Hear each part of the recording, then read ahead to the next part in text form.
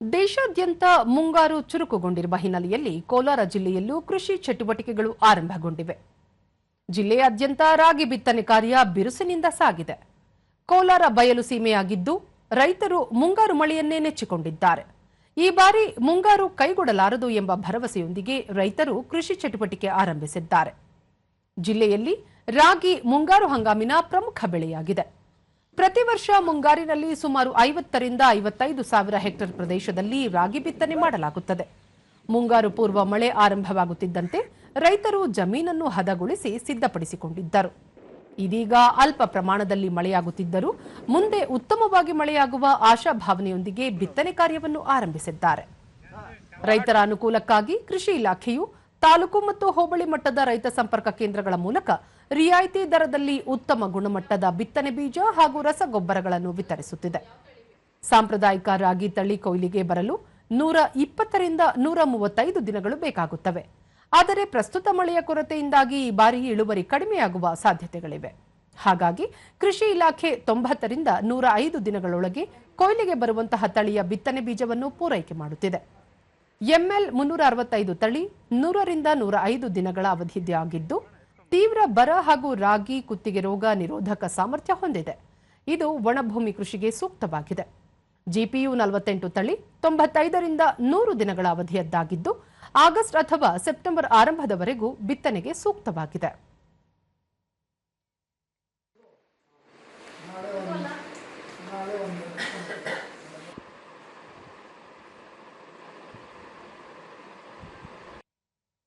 ದೂರದರ್ಶನದೊಂದಿಗೆ ರೈತ ಮುನೇಗೌಡ, ತಾವು ಮಳೆಯಾಶ್ರಿತ ರಾಗಿ ಬೆಳೆಯುತ್ತಿದ್ದು ಕೃಷಿ ಇಲಾಖೆಯಿಂದ ರಿಯಾಯಿತಿ ದರದಲ್ಲಿ ಬಿತ್ತನೆ ಬೀಜ ನೀಡುತ್ತಿರುವುದು ತುಂಬಾ ಅನುಕೂಲಕರವಾಗಿದೆ ಎಂದು ತಿಳಿಸಿದರು. ಸರ್ಕಾರಕ್ಕೆ ಅಷ್ಟು ಕೊಡ್ತೀರಿ, ನಾವು ಅಷ್ಟು ಬೆಳ್ಕೊಂಡು ಮನೆಗೆ ಮಾಡ್ಕೊಳ್ತೀವಿ. ಈ ಸಲ ಈಗ ಇನ್ನು ಬೆಳೆದ್ರೆ ಮನೆಗೆ ಸರ್ಕಾರಕ್ಕೆ ಅಷ್ಟು ಕೊಡ್ತೀರಿ, ನಮಗೂ ಅಷ್ಟು ಮಾಡ್ಕೊಳ್ತೀರಿ. ಅದರಿಂದ ಈ ಸಲ ಮಳೆ ಕೊರತೆ ಇನ್ಶೂರೆನ್ಸ್ ಸ್ವಲ್ಪ ಮಾಡಿಸ್ತಾ ಇದ್ದೀನಿ. 3 ಎಕರೆ ಇದೆ. ಮತ್ತೋರ್ವ ರೈತ ವೆಂಕಟಸ್ವಾಮಿ 3 ಎಕರೆಯಲ್ಲಿ 2 ಎಕರೆ ಪ್ರದೇಶದಲ್ಲಿ ಅಲ್ಪಾವಧಿಯಲ್ಲಿ ಬೆಳೆ ಬರುವ ತಳಿಗಳನ್ನು ಬಿತ್ತನೆ ಮಾಡಲಾಗುತ್ತಿದೆ ಎಂದರು. ಇಲ್ಲಿ ತಕೊಂಡು ಹೋದಲ್ಲಿ 5 ಮೂಟೆ ಆದವು, ಇವಾಗ ತಕೊಂಡು 2 ಬ್ಯಾಗ ಬೆಲೆ 210 ರೂಪಾಯಿ ಒಂದು ಮೂಟೆ ಬ್ಯಾಗ್, 420 ರೂಪಾಯಿ. ಮಳೆ ಬಿದ್ದರೆ ಆತ, ಮಳೆ ಇಲ್ದ್ರೆ ಇಲ್ಲ. ಮಳೆಗೆ ಬೆಳೆ ಮಾಡೋದು, ಮಳೆ ಇಲ್ದ್ರೆ ಏನು ಬೆಳೆ ಆಗೋದಿಲ್ಲ ನಮ್ಗೆ. ಮಳೆಗೆ ನಂಬ್ಕೊಂಡಿರೋದು ನಾವು ಜೀವನಕ್ಕೆ. ಅದೇ ಬೋರ್ ಇಲ್ಲ, ತೋಟ ಯಾವುದಿಲ್ಲ.